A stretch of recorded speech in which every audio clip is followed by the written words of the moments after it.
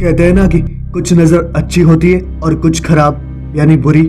शायद बड़े शहरों में तो ये बातें अब ना के बराबर होती है, मगर गाँव में आज भी ये सारी चीजें होती भी है और मानी भी जाती है। ऐसा ही एक किस्सा मैं लेकर आया हूँ आपके लिए, मेरे ही एक दोस्त प्रवीण से। आइए जानते हैं उसकी ही कहानी उसी के शब्दों के साथ। नमस्कार, मेरा नाम प्रवीण है। यूँ तो मैं अभिषेक को काफ़ी अरसे से जानता हूँ, लेकिन जब मुझे पता चला कि उसका एक चैनल भी है जिस पर वो स्टोरी सुनाता है, तो मैंने सोचा कि मेरा भी एक किस्सा शेयर करूँ। तो हुआ कुछ ऐसा कि मैं अपने नानी के घर गांव में गया हुआ था। यही कोई आज से 10-12 दिन पहले। मैं काफ़ी समय बाद उनके घर गया था, तो उनको ये समझ ही नहीं आ रहा था कि वे मेरे लिए क्या करे और क्या नहीं। और ऐसे में मेरे जाते ही उसी दिन उन्होंने मेरा फेवरेट गाजर का हलवा बनाया, जो कि सच में मुझे काफ़ी पसंद है। और फिर कुछ देर बाद मैं और मेरे नानी एक साथ खाने बैठ गए। अभी बैठे ही थे कि दरवाजे पर किसी की दस्तक हुई। नानी ने कहा कि तू खा, मैं देखती हूँ। मैंने खाना शुरू कर दिया था। मुझे सुनाई दे रहा था कि दरवाजे पर कोई औरत ही थी, पर शायद काफ़ी बुजुर्ग थी। उतने में ही नानी और वे दादी अंदर आ रहे थे। पता नहीं नानी मुझे आंखों से क्या इशारा कर रही थी। शायद वे उस दिन मुझे खाना अंदर ले जाने को बोल रही थी, पर मैं पागल कहीं का उनकी वो बात समझ ही नहीं पाया और मैं उन दादी और नानी के सामने ही वो हलवा खा रहा था। इतने में ही नानी ने उनको भी मनवार की, लेकिन उन्होंने खांसी की वजह से मना कर दिया और अब नानी और वे बातें करने लगे। बातों बातों में दादी ने मेरी ओर देखते हुए कहा कि परवीन अब मोटा हो गया है, पिछली बार तो कितना पतला था। ऐसा क्या खाता है बेटा, मुझे भी बता, ताकि मेरे उस सागर को भी बताओ। उतने में ही मैंने कह दिया कि कुछ नहीं दादी, सिर्फ नानी के हलवे का कमाल है, और थोड़ा हंसने लगा। ये बोलते वक्त भी नानी ने वही इशारा फिर किया था, लेकिन मैं समझा ही नहीं, इसलिए टाल दिया। तो दादी ने पूछा कि लगता है बहुत पसंद है तुम्हें हलवा, और मैंने एक बड़ी लंबी हाँ भरी सिर हिलाते हुए, और बस सारा खेल वही शुरू हो गया। उस समय तो मैंने भरपेट खा लिया, पर जब वो दादी गई तो नानी एकदम पास आकर बोले कि गवार, मैं तुझे कब से बोल रही थी अंदर जा अंदर जा, समझ नहीं आ रहा था। वे सीरियस थे। मैंने पूछा पर आखिर ऐसा क्या हुआ, मैं तो चुपचाप ही तो खा रहा था। अरे पागल, उनकी नजर अच्छी नहीं है, अगर वे खाते वक्त गांव में किसी को भी देख ले तो उसे नजर हो जाती है। अरे नानी कुछ नहीं होगा, ऐसा मैंने कहा। तुम शहर के लोग पढ़ लिख के भी गवार ही रहोगे।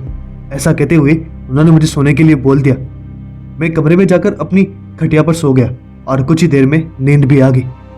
पर अचानक मेरी नींद रात के करीबन 1 बजे खुली। ऐसा लग रहा था कि वॉमिटिंग मतलब उल्टी होने वाली हो। मैंने थोड़ा पानी पिया, पर वो तो ज़्यादा होने लगा और एकदम से खटिया के पास ही जोर से उल्टी कर दी मैंने। ऐसी वॉमिटिंग हुई कि आंखों में पानी आ गया और नानी भाग कर आए। क्या हुआ परवीन, बेटा क्या हुआ? मैंने कहा था ना कि उसकी नज़र अच्छी नहीं है, पर सुने तब ना। उन्होंने पीठ पर हाथ घुमाया और वहाँ से खड़ा करके टेबल पर बिठाया और फिर वो सारी सफाई की। साथ साथ ये भी बोल रहे थे कि कल मेरे साथ मंदिर चलना। अब बस एक वॉमिटिंग ने मेरी हालत इतनी ख़राब कर दी थी कि मैं तो सब हाँ हाँ बोल रहा था। और फिर उस रात तो मुझे सुला दिया पानी पिलाकर, पर उस रात नानी भी मेरे पास कमरे में ही सोए। मुझसे ज़्यादा फिक्र मेरी उन्हें थी, आखिर नानी है ना। और सुबह होते ही मुझे गांव में शिवजी के मंदिर ले जाया गया, जहाँ पंडित जी ने मुझे बिठा कुछ मंत्र पढ़े, और देखते ही देखते मेरी आंखों के सामने मेरी ही उंगलियों में पकड़ा हुआ नींबू काला पड़ गया। और ये देखते ही उन्होंने कहा कि इसे नजर हुई है। उतने में ही नानी ने सारी बात बता डाली और फिर पंडित जी ने एक भगवान जी के नाम से कलाई पर धागा बांधा और मुझे वही हलवा जूटा कर अपने हाथों से ताला पर रखने को बोल दिया। जिसके बाद से न जाने कैसे, पर मैं फिर से वही नॉर्मल तरीके से खाना खाने लगा था।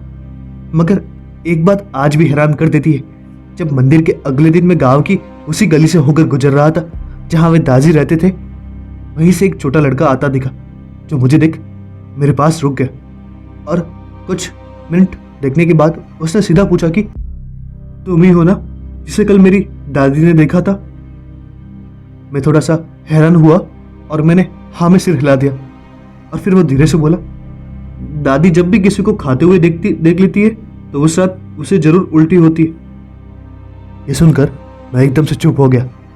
मैंने थोड़ा घबरा कर पूछा, पर क्यों? लड़का बोला, इसीलिए मम्मी दादी को ज्यादा बाहर निकलने नहीं देती। फिर थोड़ा हंसते हुए कहने लगा, क्योंकि उनकी नजर बहुत भारी है। इतना कहकर वो लड़का वहां से चला गया और मैं बस वहीं खड़ा रह गया। शायद इसी वजह से गांव में आज भी लोग कहते हैं कि कुछ नजरें अच्छी नहीं होती, इसलिए उनसे बचना ही बेहतर है। अगर आपको कहानी पसंद आई हो तो लाइक कर सपोर्ट करना ना भूले। मिलते हैं ऐसे ही एक नए एपिसोड के साथ, तब तक के लिए धन्यवाद।